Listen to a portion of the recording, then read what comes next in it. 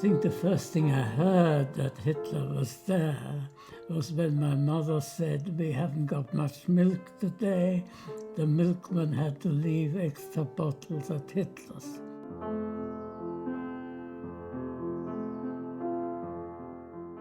I had a nanny called Rosie who used to take me for walks, and just as we got down to Hitler's front door, he came out and looked quite benevolently at me. There were people in the street who immediately shouted "Heil Hitler," but he only lifted his hat a little bit, like that, and got into the car.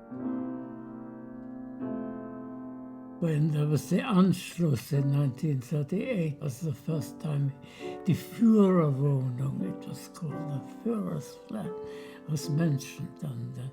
And of course I saw him come back, and he was hanging on, to the, to see him so often, to the windscreen with one hand and saluting with the other. The other person who lived near us was Rome. Again, I was taken for a walk, and we came to the local election booth, and we saw a press photographer outside and had one of those huge, big cameras, and we thought there must be something happening, and so we stopped, and sure enough, Rome came out on the arm of his mother, who had one of those hats like an upturned flower pot, and that was Rome. And of course 6 months later was killed off in the Night of the Long Knives. I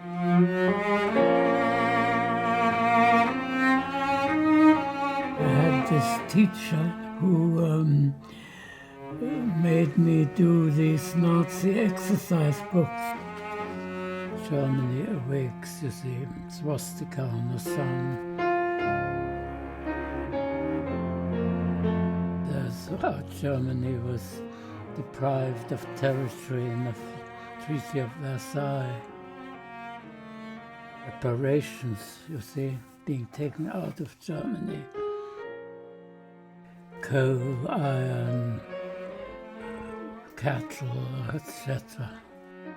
After the Night of the Broken Glass, my father was arrested and taken away to the concentration camp Dachau, and one had no idea whether one would see him again, and then they came with great big boxes to take his library away, and all the most valuable books were put in this thing, and it was a pretty traumatic thing, of course, obviously. When my father came back from Dachau, he was in very poor shape, to go to bed immediately, and he said you just had to stand up in the cold, and if you fell over, they finished you off.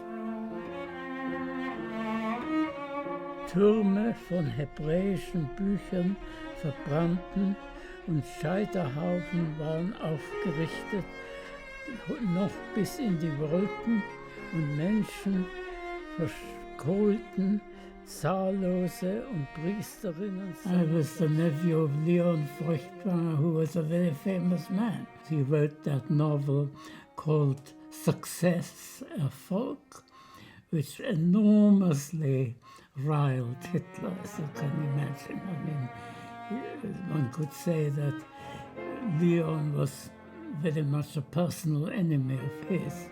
And the amazing thing, of course, is that they never discovered that we, my uncle's closest relations, were just living under his nose. They never discovered that. And they never, when they had my father and one of his brothers in the concentration camp, they also didn't discover it. It's a bit of a miracle in a way, because otherwise, God knows what would have happened. I mean, it doesn't bear thinking about.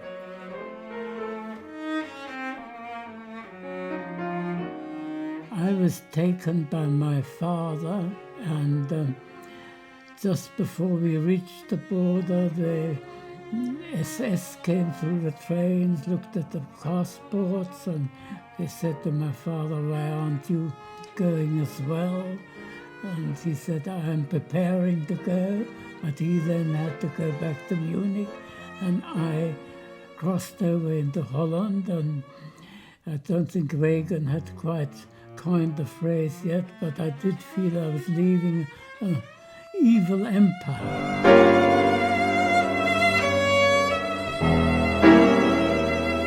I then came to live with a family in Cornwall in St. Maur's who had agreed to take a Jewish child, you see, in those days.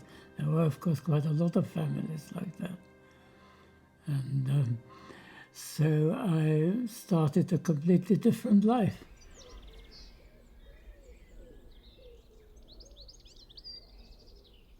I was teaching in the extramural department at Southampton University. I met my wife. I think we made quite a successful pair, didn't we? We produced good offspring. They all seemed to be doing something.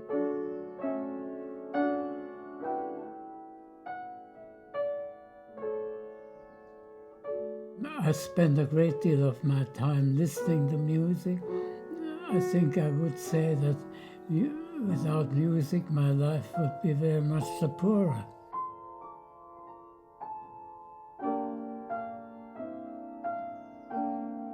We were absolutely in the middle of it without knowing, of course, just what a huge thing it was, how it would turn the whole world upside down, and what a terrible thing it was.